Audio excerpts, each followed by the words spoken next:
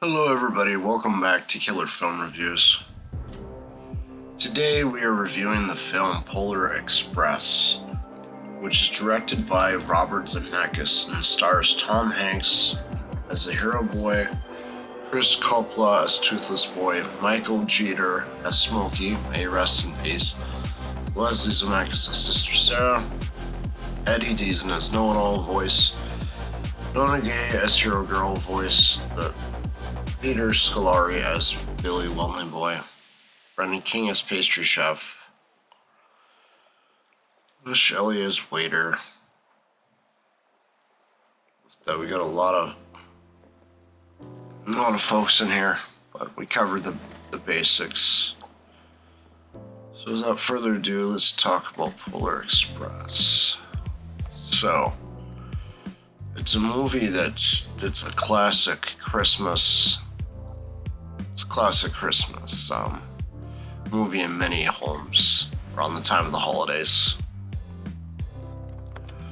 I do apologize that my voice is still kind of recovering from the C virus, but as I said on the little podcast, this was the film review I was doing next. So I think that the film has good pacing, good lesson or moral to seeing is believing. If I wrote down a couple other notes here, let me take them out here. A lot of good musical numbers in here, which is pretty good. One of my favorite parts of the film was just that hot chocolate dance scene. I thought that was pretty well executed there, that animation. It's pretty good. The whole film is basically about believing in Santa and the holidays. Again, going back to seeing is believing. Does it compare well to kind of the modern sort of standards of things? Still compares pretty well. Some people would argue for more representation of different races, probably. That's probably about the only criticism I can really think of that they would probably throw at it. But otherwise, it's a kid's movie, do you really need that stuff in there? No, we don't. We don't. You can get some different. If they ever redo it, yeah, sure. Put some of that stuff in there with there being different races and stuff, and that's fine. Oh, one of my favorite lines. Like he's going on top of the train and the kid's basically saying, "Are you saying this is all a dream?" And then the ghost and Smokey says, "You said it, kid, not me." Then he says, "Do you believe in ghosts?" Yeah, they make him to be the helpful ghost in this, but he was really funny. There's like a part where there's the caribou and then he's pulling on the beard and stuff, like the conductor is, because trying to get the caribou to leave, that's a funny part as well. What else? Pretty much a lot of the film's attention is just put on just being a kid and just having a good time, and trying not to grow up too fast and to believe in the magic of Christmas.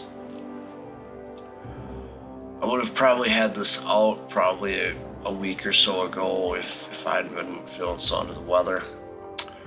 But back to the part, do I feel like the main protagonist learns less in the film? Yes, I do. It's symbolized by the bell that he gets towards the end there. You hear the bell, you believe, pretty much, because the boy is basically made to go from a doubter in Christmas to a believer in Christmas. Hence, seeing is believing. Is there anything I wish that they would have changed about the film? No, I think it's good. I don't really think it needs any changes. There's something about there being some subplot with some other minor characters that are from the PlayStation 2 game Polar Express. That's about it. I haven't played the game. Oh, it's pretty good. It's pretty good. I miss the old PlayStation 2 days. But yeah, the game Really good for its time. I just love how I take all this damage and he doesn't take anything. That ain't right.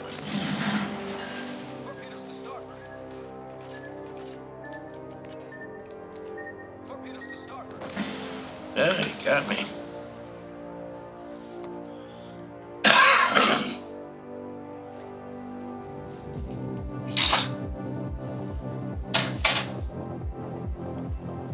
The point I'm trying to make is this film still holds up well, even after the 16 or 17 years when you're watching this that it's been out. Do I feel that they could have really done more musical numbers? Perhaps, but you kind of have a pretty steady pace of action through the first hour at least. It slows down toward the last part of the movie, really. There's not really any spooky things about the movie except for the ghost part, I suppose. The ghost isn't even that scary. The ghost is actually helpful. Frightens the protagonist, the boy once or whatever, with the Ebenezer Scrooge puppet. That's about it. Does it still hold up? Well, I kind of already answered that. Is there a possibility of a sequel? Yeah, I mean, it would be nice. They could take the route of the protagonist and him, you know, having a kid or something, and they see the Polar Express. Maybe it's a little bit more older or modernized. I don't know. It would be interesting.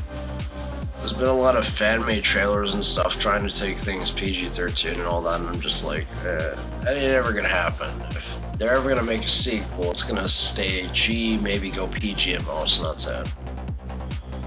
You'd have to get a lot of the same people on board again. Robert Zemeckis is pretty much old at this point, so I don't think he's really gonna be on board for that.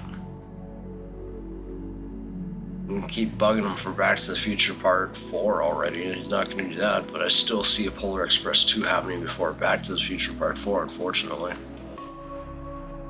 It's amazing how many films he's directed, though, over the years. It would have been nice if they actually put a cameo of a DeLorean in there.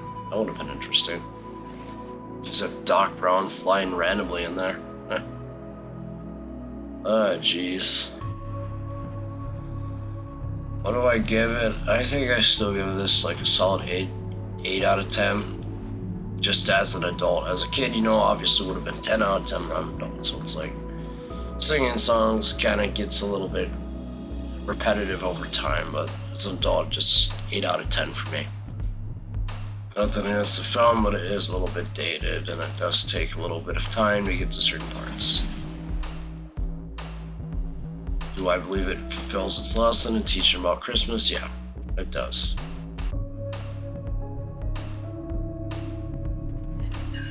It's one of those films that does deserve a sequel, and it hopefully will in good time, but hopefully the sequel is not tarnished in any way. If they do decide to do one, and it keeps to the spirit of the original. And again, they would have to change a lot of things because kids of this generation, what is it now? Generation Alpha, isn't it? Or is it still Generation Z now? I'm trying to think here. Was my year? Well, at this point, Generation Alpha isn't born yet. So it's still Generation Millennial. But within a year or two, yeah, Generation Alpha or Generation AA, whatever they call it, is going to be born. I'm not sure what kind of their taste will be, but it would definitely be a film to show to them. Random of simpler times and all that. Well, I don't know.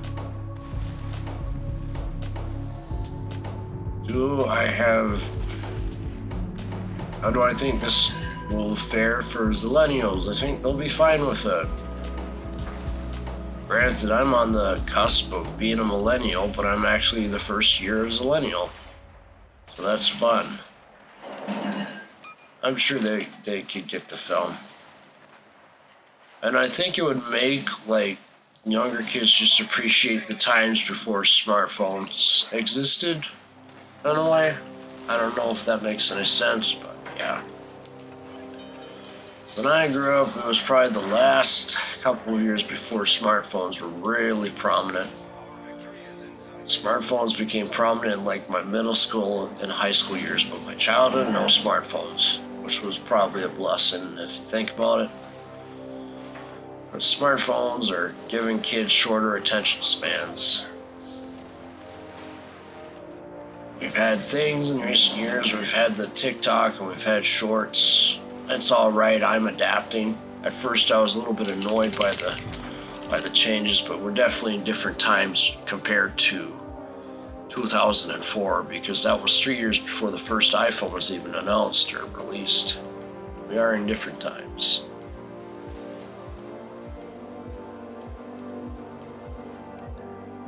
That's something to remember. But until next time, Killer Riff Film Reviews will be signing out. Next film review will be more oriented towards teenage to adult audiences, so it won't be a review for kids, just to let you know. Probably knock it out tonight, to be honest, but I don't have it in me tonight. It's Employee of the Month, that'll be the next film review. And I hope that you all enjoyed this film review of Polar Express, and I hope you all have a nice day. Thank you.